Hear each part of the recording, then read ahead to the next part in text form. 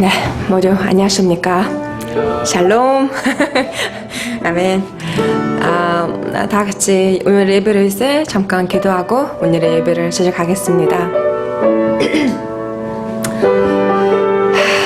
Энэ хайртай эзэн минь танд баярлалаа. Эзэн өдөрлгөөс байгаа юм төлөө өдөрлгөн бидэнд байгаа тань харж байгаа эзэн өссөө. Эзэн энэ газар таны өмнө ирсэн та хүний бүртээ хамтдаа байгаарай. Таны үнэхээр өмсөж байгаа дууны үетэйг адилхан амьдрын хөгжиж байна эзэн өссөө. Танд дөрөж байгаа өнөөдрийн хүндэтгэлийг таас өөртөө хүлээн аваар эзэн өссөө. Эзэн магтаад үгийн цаг эзэн өс бидний залбирлыг эзэн та өөртөө ангилан хүлээн аваар эзэн өссөө. Эхнээс туслан та өдөр тохиолдохоор санаа бүгд өргөн даатхан бидний хайртай эзэн мөнхийн бурхан таныхаа надрагын салбарч байна эзэн Есүс минь. 아멘. 오늘의 예배를 모든 시간을 주님께 드리고 예수님 이름으로 기도합니다. 아멘. 다 같이 주님을 찬양합시다. 아멘. 예배를 위해서 기도합시다. 우리 같이 읽으며 낭독하며 기도하십시다. 주여, 광운수요체 풀이 마가의 다락방 같은 모태가 되게 하소서. 주여, 11월 12일 주일 참빛도암교회와 몽골교회 글로벌 크리스천 연합예배가 복음전도의 축제가 되게 하소서. 주여, 우리 동네 교회 캠퍼스 공동전도지가 24년도 신입생과 12만 명 캠퍼스 구성원들에게 복음의 통로가 되게 하소서. 예수님의 이름으로 기도합니다. 아멘. 우리 화면에 보시는 대로 우리 지난주에 가장 뜨거웠던 모임 또 기도해 주시고 또 후원해 주셔서 감사드리고 잘 마쳤다라는 거 말씀드립니다. 참빛 한글 사랑방 또 참빛 사랑 멘토링 기대 이상으로 중간에 또 만드는 과정에서는 또 크고 작은 도움도 필요하고 쉽지 않긴 했는데 하나님이 신비한 또 은혜를 주신 것 같습니다. 또 여기서 만났던 약 한 20명의 또 학생들은 또 이후에 우리가 참빛 사랑 멘토링이라는 이름으로 계속 학생들을 만나고 또 멘토들께서 섬겨주시고 계신데요. 기도해 주시기를 부탁드립니다. 자, 화면에 나오는 대로 이분들이 참빛 한글 사랑방 참여자들과 스태프들 또 교직원들입니다. 고맙습니다.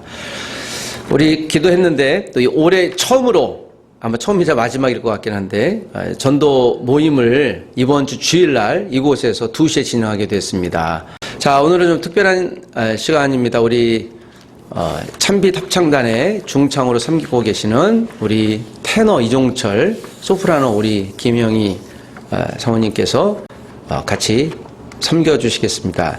여러분들이 또 두 분 특송해 주실 때 또 환호해 주시길 부탁드립니다.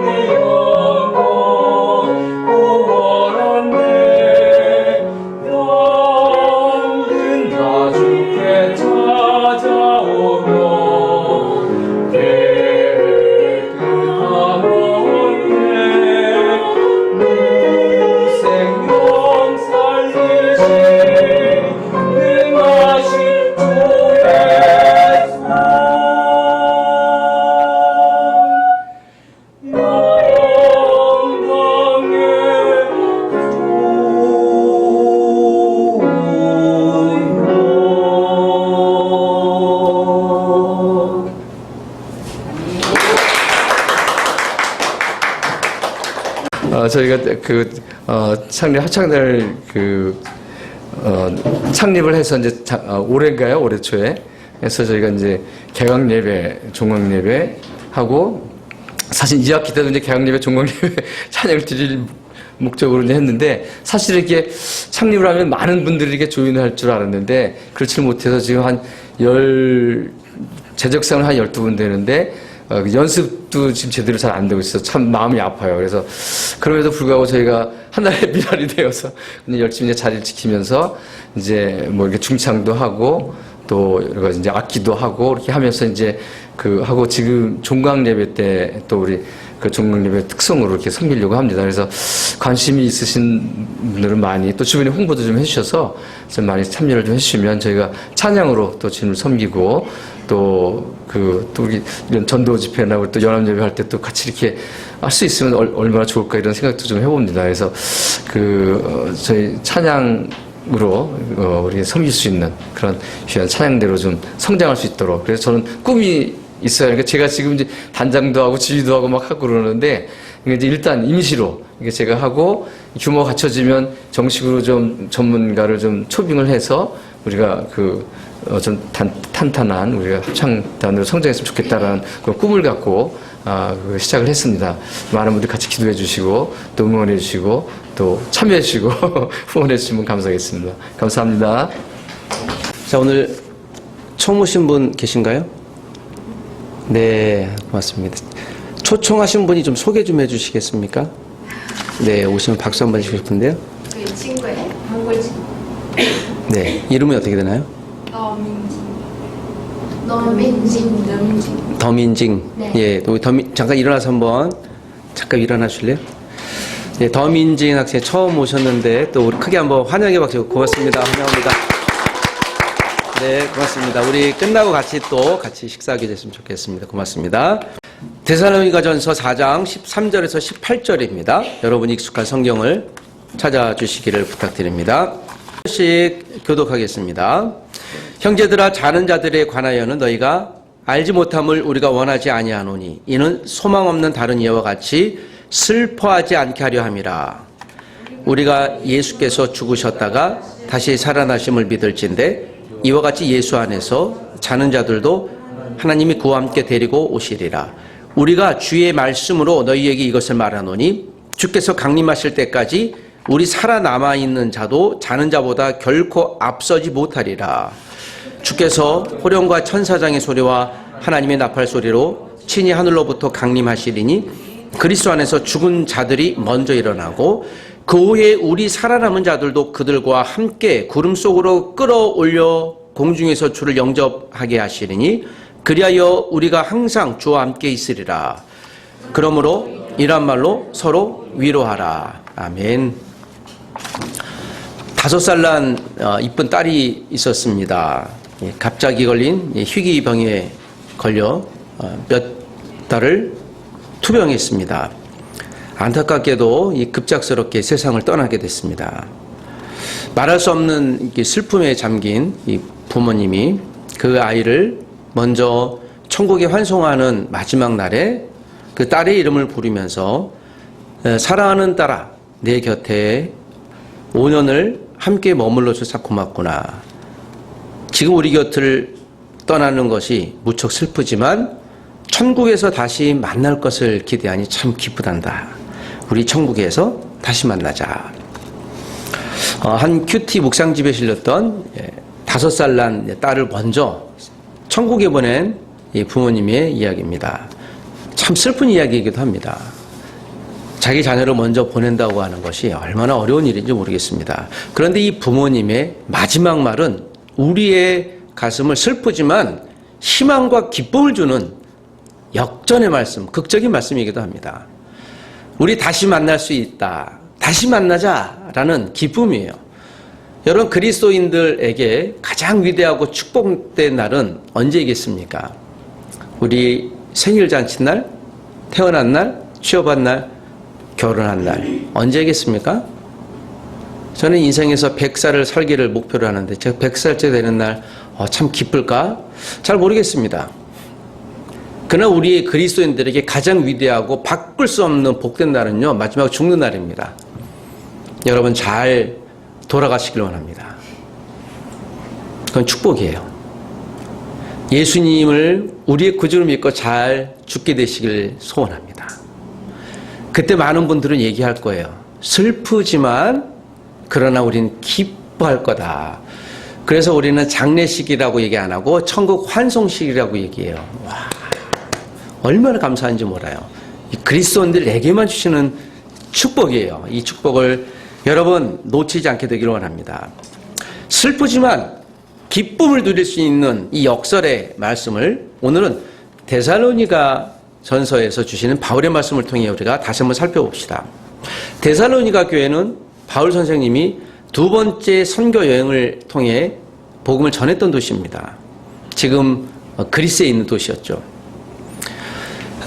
AD 한 51년, 52년쯤에 이 데살로니가 교회 본문을 바울 선생님이 기록을 했습니다.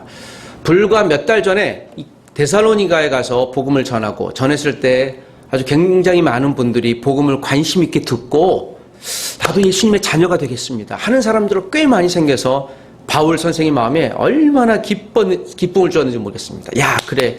역시 성령님은 우리가 알지 못하는 처음 만나는 사람들에게도 복음을 전하는데 기쁨의 복음을 전하고 또 예수님은 나의 구주로 맞아들이는 놀라운 일을 하게 하시는구나. 그리고 이제 그 밑에 이 고린도 또 밑으로 내려왔습니다.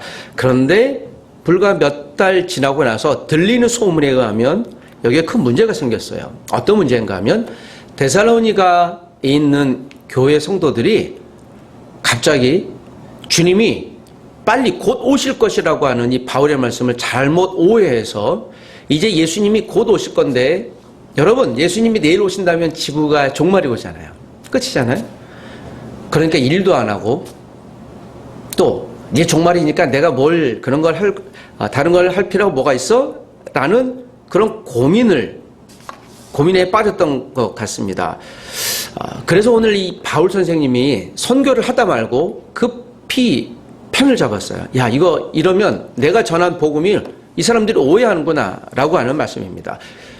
데살로니가 전서는요, 그래서 이 종말에 관한 예수님의 재림에 관해서 선명하게 이야기해주는 몇 성경 구절 가운데 하나입니다. 여러분, 예수님이 언제 다시 오실까요?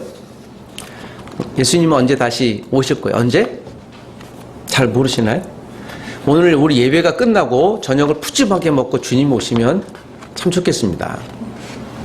그러나 언젠간 다시 오세요. 그것이 성경에 있는 말씀입니다. 마태복음 24장 14절은 온 복음이 온 열방 모든 민족을 전하면 끝이 오리라.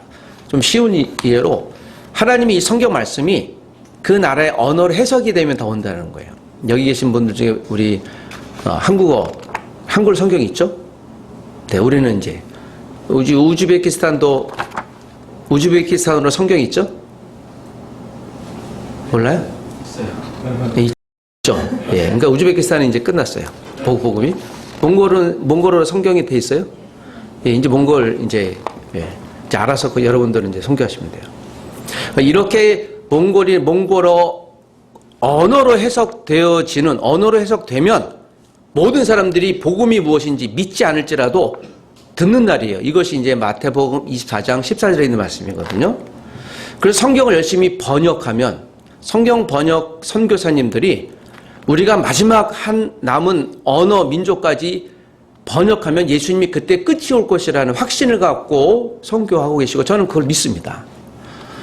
이제 한 2천여 종족, 2천여 언어가 남았다고 얘기를 들었습니다. 굉장히 오래일 것 같은데요. 여러분, 한 언어를 요새 번역을 하는데요. 빨리 나오면 6개월이면 나와요. 네, 컴퓨터가. 이제 요새는 AI가 있어갖고, 이게 얼마나 가속력이 부를지 몰라요. 아마 분명한 건 정말 빨리 오시겠다. 내 시대도 올 수 있을까? 저는 아마도 이게 maybe가 아니라 perhaps를 쓸 것 같아요. 90% 확실한 말이죠. 그러나 정확한 건 잘 모르겠어요. 제 영역은 아니니까. 자, 언제 이제 시간을 따지는 건 나중에 개인적으로 고민해 보시고 잘 모른다라는 건 분명하고요. 그만큼 빨리 오실 것이다. 가장 선명한 건 다시 오실 것이란 말씀입니다. 근데 언제 오실지는 잘 몰라요. 자, 그런데 오늘 본문에 있는 이 말씀 중에 데살로니가 교회 성도들이 여기에 대해서 이걸 오해해버렸습니다. 그러니까 일도 안 하죠. 내일 지구의 종말인데 지금 뭐 하겠습니까? 여러분, 만약에 정말 오늘 밤 12시 끝나고 예수님이 다시 오신다면 지금 무엇을 하시겠습니까? 저는요, 밖에 나가서 사과 씨앗을 사서 사과나무를 심기는커녕 내가 지금 뭐 해야 될까? 지금 이제 만나고 싶은 사람들도 만나고 좀 서운한 사람들에게 욕도 한참 해주고 뭐 그래봐야 내일 주님 오시는데 여러 가지 하고 싶은 거 막 하려고 그러지 않겠습니까? 인간적으로 보면. 다행히도 그날은 잘 몰라요.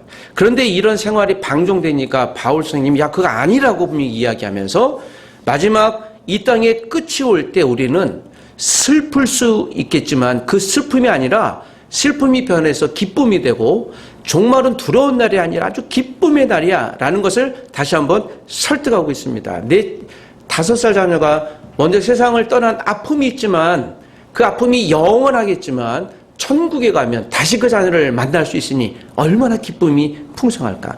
여러분, 먼저 제가 천국에 가시면 여러분들 따라오시길 원합니다. 언젠가 오실 거잖아요. 금방 오라는 게 아니고 풍성히 살다가 다시 천국에서 만나야 되잖아요. 한참 기다리는데 여러분이 안 오면 얼마나 서운하겠습니까? 두 번째 기회가 없으니. 자, 오늘 이 본문에 있는 말씀은 마치 그와 같은 말씀이에요.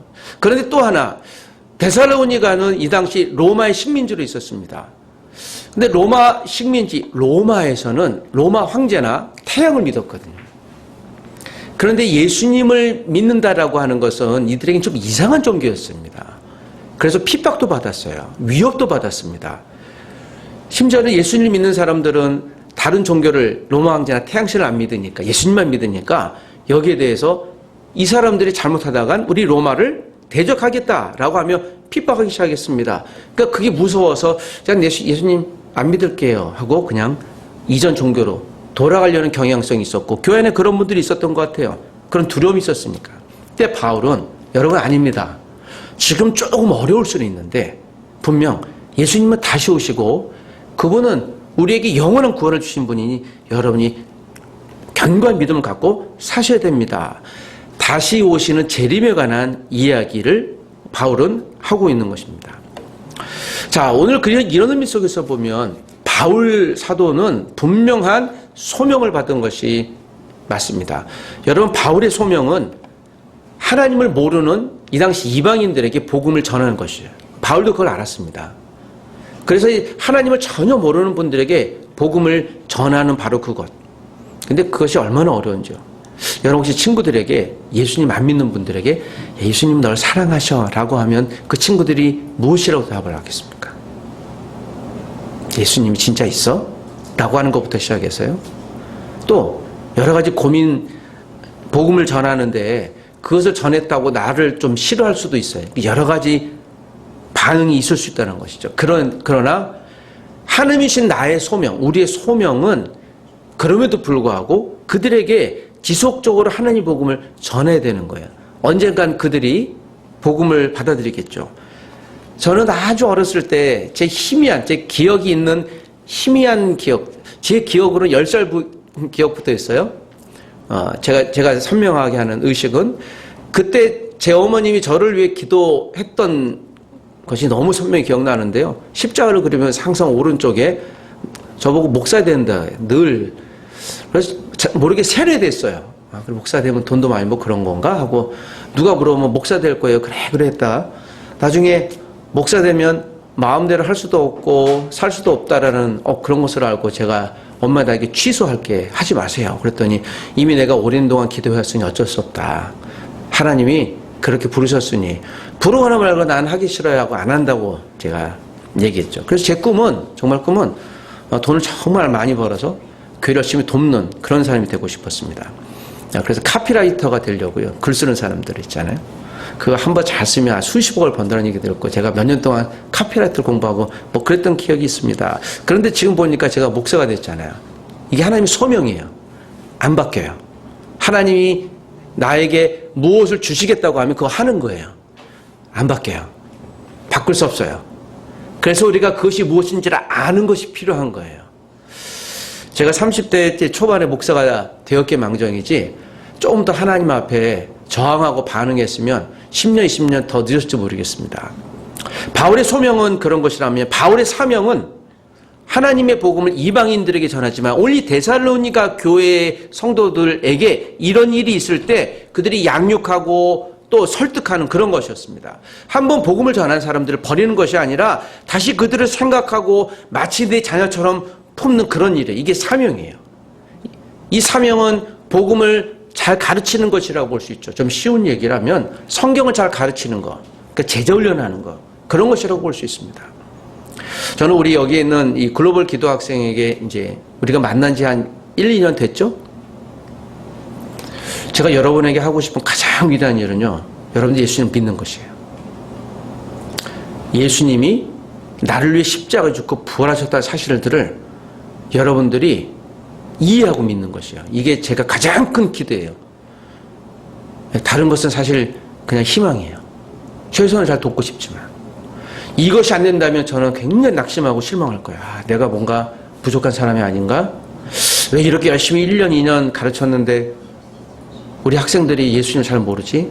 라는 아마도 큰 나는 영적인 죄책감에 빠질 거예요. 여러분, 올해 1년 이상 저를 만나신 분이 있다면 예수님이 나를 위해 십자가에 죽고 부활하셨다면 그 예수님을 알아가시길 부탁드리고 배우시길 부탁드립니다. 교회에 출석하십시오. 그리고 나를 위해 예수님이 정말 십자가에 죽으셨다는 사실들에 대해서 고민하시길 부탁드립니다. 여기 이것은 국적과 관계없이 모든 사람에게 주신 사명이에요. 우리가 그래서 일을 하는 거죠. 사역을 하는 거예요. 지난 시간에 제가 이 세 가지를 말씀드리면서 여러분의 도전했던 것을 기억합니다. 하나님이 내게 주신 소명은 무엇일까? 그럼 사명은 뭐지? 어떤 것을 일을 해야 될까? 사역은 뭘까? 이 세 가지가 구별이 안 되면 사역을 자꾸 소명이라고 오해하는 사람도 많이 있을 수 있습니다. 소명과 사명과 여러분 사역을 구별하십니까? 그렇다면 내 있어야 할 자리가 어딘지를 여러분들이 아시게 되시길 부탁드립니다. 이 수요체프는 하나님 불러주신 소명입니까? 사명입니까? 사역입니까? 무엇이겠습니까? 제가 이번 주 일요일날 주일날 예배당을 여기서 사용을 못했습니다. 학교 일 때문에. 그래서 다른 곳에서 예배하는데 얼마나 이곳에 예배한다는 것이 제가 기쁨인지 그렇구나. 뭐 여러 가지 준비하는데 하나도 안 됐어요. 그러면서 그 큰 불편을 느끼면서 우리가 이곳에 예배한다는 것 얼마나 감사한지 모르겠습니다. 우리가 학교에 다니고 직장에 다니고 이곳에 있지만 오늘 이 자리에 그래 내가 오늘 특송을 하시거나 반주를 하거나 설교를 하거나 새로운 친구를 데리고 오거나 이 자리에 있는 것 이 자체만으로도 얼마나 하나님이 우리에게 기쁨을 느끼고 우리가 그 하나님의 사역에 동참하고 있는지 모르겠습니다. 여러분, 오늘이 예수님이 이 땅에 오시기 바로 그 전날 마지막 날이라면 우리는 또 무엇을 해야 되겠습니까? 무엇을 놓치지 말아야 되겠습니까? 오늘 바울 사도는 오늘 이 본문에 있는 말씀 보면서 이렇게 얘기하시잖아요. 여러분 제발 내 이야기를 들으십시오. 호소하는 이야기들이 굉장히 많아요.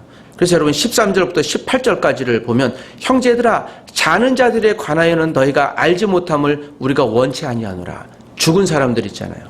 먼저 죽으신 분들이 이 무슨 오해가 있었는가 하면 예수님이 곧 오신다고 그랬는데 살다가 먼저 생명을 다해서 땅에 묻히신 분들이 있어요. 그랬더니 사람들이 갑자기 오해가 생긴 거잖아요. 죽은 사람들 어떻게 해요? 예수님이 다시 오신다고 그랬는데 이 죽은 사람들 어디 가죠? 그러니까 이런 문제가 생겼던 것 같아요. 그러니까 오해한 거죠. 그랬더니 예수님이 바울이 얘기하잖아요. 야, 오해하지 마. 이미 죽은 사람들이 몸은 죽었지만 다시 살아날 거야. 그래서 15절에 보니까 17절에 보니까 그 후에 우리가 살아남은 자들도 그들과 함께 구름 속으로 끌려 올라가서 15절에도 우리가 주의 말씀으로 너희 이것을 말하니 주의 강림하실 때까지 우리 살아남아있는 자도 자는 자보다 결코 앞서지 못할 것이다. 살아있으나 죽어있으나 괜찮아. 상관없어. 여러분 우리가 예수님을 믿고 돌아가신 분들은 언젠가 예수님이 다시 오시면 무덤에서 다시 일어나세요. 이것이 오늘 성경이 말하는 바죠. 언젠가 우리가 세상에 먼저 여러분들보다 저나 또 누군가 먼저 죽을지라도 예수님을 믿고 죽는다면 예수님이 다시 오실 때 우리는 다시 무덤 속에서 일어날 거예요. 그건 신비한 일이에요. 그 성경이 얘기하고 있는 거예요. 그러니까 걱정하지 마라. 먼저 죽었다고 슬퍼하지 마라. 우리는 다시 천국에서 만날 사람들이라고 얘기를 해요. 그리고 17, 18절에 그 후에 우리 살아남은 자들도 그들과 함께 구름 속으로 끌어올려 공중에서 주를 영접하게 되리니. 18절에 서로 위로하라 그래요. 슬퍼하지 마라 그래요. 여러분, 우리가 죽을 때 슬프지만 그래서 마지막에 기쁨의 이야기를 할 수 있는 게 우리입니다. 언젠가 천국에서 다시 만날 것이다. 이 말씀을 하시면서 여러분, 혹시 부모님 중에, 우리 가족 중에 아직 예수님을 안 믿는 분, 모르는 분들이 있다면 그분들에게 최소한 인생에 한 번 진지하게 여러분, 예수님이 여러분을 사랑하십니다. 예수님을 믿으십시오. 라고 도전해 주시길 부탁드립니다. 그렇게 하셔야 돼요. 바울이 어떤 사람인가 하면요.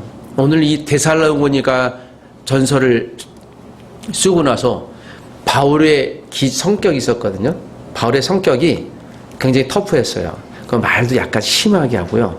심지어는 자기보다 나이가 30살이나 많은 바나바를 한테 막 그냥 연락에 당신 말이야 하면서 헤어지기도 하고 그랬습니다. 근데 제가 이 바울을 보면서요. 제가 지금 여러분 보시죠. 앞에 숫자에 좀 잠깐 주목해 보십시오. 오늘 본문 데살로니가 전서가 AD 51년에 쓰였어요. 바울이 AD 34년쯤에 주님 만났거든요. 그리고 약 10년 정도 신학생활을 하고 신학교를 가서 그리고 전도자로 살기 시작했습니다. 그리고 첫 번째 AD 49년에 47, 8년에 선교여행을 첫 번째 떠나고 두 번째 선교여행을 떠났어요. 그리고 나서 오늘 본문을 기록했잖아요. 처음에는 정말 아주 거칠었던 그가 내가 세상이 최고야 했던 그가 이제 점점 겸손해지는 모습을 보게 돼요. 예수님을 만난 사람, 그리고 예수님의 재림을 기대하는 사람의 성품이 이렇게 변합니다. 혹시 눈치채셨어요? 바울이 어떻게 변화했는지? 오늘 본문을 쓰고 4년 뒤에 AD 55년에 그 4년 뒤에 다시 편지를 써요, 바울이. 그러면서 이런 얘기를 합니다. 고린도전서 15장 9절에 나는 사도 중에 지극히 작은 자다. 바울이 경험을 하다 보니까 사도는 그 당시 교회 지도자들이거든요. 내가 지도자인데 그 중에 나는 좀 작은 자야. 그러니까 겸손인 거예요. 그리고 한 8년 뒤에 7년 뒤에 AD 61, 2년경에 로마 감옥에 갇혀서 에베소 교회 성도들이 편지를 써요. 내가 사도 중에 작은 자인 줄 알았는데 아니야. 저는요 성도님 중에 가장 작은 자보다 더 작은 자예요 하고 이제 점점 낮춰져요. 그러고 나서 AD 64년경에 바울이 이 성경을 쓰고 그는 이제 곧 목이 잘려 죽습니다. 바울이 언제 죽을지 알았어요. 거의 죽음이 다가오니까 AD 64년경에 로마 감옥에서 풀려난 뒤에 바울은 디모데 사랑하는 제자에게 이렇게 써요. 죄인 중에 내가 괴수다. 처음엔 사도 중에 작은 자라고 했는데요. 그것도 겸손인데 이제는 성도 중에 작은 자라고 얘기하면서요. 마지막엔 죄인 중에 내가 뭐라고요?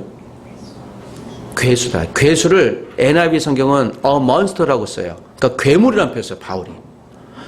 그 위대한 복음을 전하는 전도자가, 교회 지도자가 나는 사람도 아닌 괴물이라고 그래요. 그러니까 자기 안에 죄를 그렇게 자기를 낮추는 거예요. 저는 바울이 처음에는 약간 거만했는데 갈수록 나이가 들수록 더 위대한 일을 할수록 그는 자기의 그 초라한 모습을 보면서 내가 하나님 앞에 죄인도 아닌 성도 중에 작은 자도 아닌 그저 괴물처럼 흉측한 사람일 수밖에 없구나. 주여 나를 사용한 것만으로도 감사합니다 라는 고백이에요. 우리가 갈수록 저는 이 바울의 고백을 보면서 바울이 나중에 목 잘려 죽었거든요. 목 잘려 죽었을 때 여러 가지 정황상 그 얼굴에 미소가 질렀다고 그래요. 우리가 죽었지만 사람의 마지막 죽음을 보면서 삶을 볼 수 있는 거예요. 죽음마저도 두렵지 않은 거예요. 왜요? 우리는 영원한 천국에 갈 수 있는 소망이 있기 때문에 그렇죠. 목 잘려 죽으라는 소리가 아니에요. 저는 오늘 이 데살로니가 교회에 있는 하나님 주셨던 이 말씀처럼 혹시 우리 가운데 사랑하는 사람이 먼저 떠나는 혹 어려움이 있을지라도 내가 하나님 앞에 기대하고 소원했던 것이 혹 이루어지지 않는 좌절 가운데 있을지라도 여러분 데살로니가 교회에 주신 바울의 권면처럼 우리가 다시 오실 그 주님을 희망으로 기대하고 소망으로 기대하는 저와 여러분이 되어보십시다. 캠퍼스 안에서 살아간다는 것이 쉽지 않지만 하나님이 내게 주신 소명의 자리, 또 사명의 자리, 사역의 자리 힘들지만 지켜나가시기를 부탁드립니다. 지난주에 1년 반 동안 우리 곁에 제 곁에 머물렀던 한 친구가 떠났습니다. 유선 마이크가 하나가 떠났어요. 여러분은 우실지 모르지만 저는 제 목소리를 담았는데요, 아직도 버리지 못하고 있어요. 그래서 이걸 어떻게 살리지 하고 보니까 납땜으로 하면 될 것 같아서 제가 한 분에게 선생님 얘를 살리려면 납땜을 되면 되지 않을까요? 그러더니 그분이 저한테 그래요. 목사님 새거 사시는 게 빨라요. 그게 더 싸고요. 언제 그거 끊어질지 모르니까요. 그냥 버리세요. 그래도 어떻게 살리면 안 될까요? 목사님 버리세요 하고 전화를 끊더라고요. 살 수는 없겠지만 이 작은 6만 원짜리 무선 마이크도요 소명을 다한 거예요. 제가 배우는 거죠. 하나님 저도 주님 나라 갈 때까지 이 내 몸이 무릎이 닳아 못 다닐 때까지 입술이 닳아 말할 수 없을 때까지 주님을 전하기를 원합니다. 그렇게 사용해 주십시오. 여러분들도 그런 분들 되시기를 부탁드립니다. 기도하십시다. 하나님 아버지, 우리가 때로는 비록 말할 수 없는 슬픔이 우리에게 물밀듯이 파도처럼 다가올지라도 우리가 확실한 소망이 있는 예수께서 우리의 소망이 되신다는 이 사실만으로도 우리의 힘이, 우리의 평안을 주시는 하나님의 은혜라는 것을 기억하게 하여 주시옵소서. 오늘도 우리에게 소망과 위로를 주셔서 감사하오니 하나님, 오늘도 나와 우리에게 주신 하나님의 소망을 갖고 예수님이 언젠간 다시 오실 것이라는 그 재림의 소망과 기쁨을 갖고 다른 사람들을 격려할 수 있는 우리가 되게 도와주옵소서. 하나님이 수요체풀이 하나님이 불러주신 소명의 자리, 사명의 자리, 사역의 자리를 끝까지 지키며 주님 나라를 위하여 쓰임받는 통로, 도구가 되게 하여 주옵소서. 예수님의 이름으로 기도합니다. 아멘. 주기도문 하겠습니다. 하늘에 계신 우리 아버지여, 이름이 거룩히 여김을 받으시오며 나라의 임하옵시며 뜻이 하늘에서 이룬 것 같이 땅에서도 이루어지이다. 오늘날 우리에게 일용할 양식을 줍시고 우리가 우리에게 죄인자를 사해 준 것 같이 우리 죄를 사하여 줍시고 우리를 시험에 들게 하지 마옵시고 다만 악에서 구하옵소서. 대개 나라와 권세와 영광이 아버지께 영원히 싸움나이다. 아멘.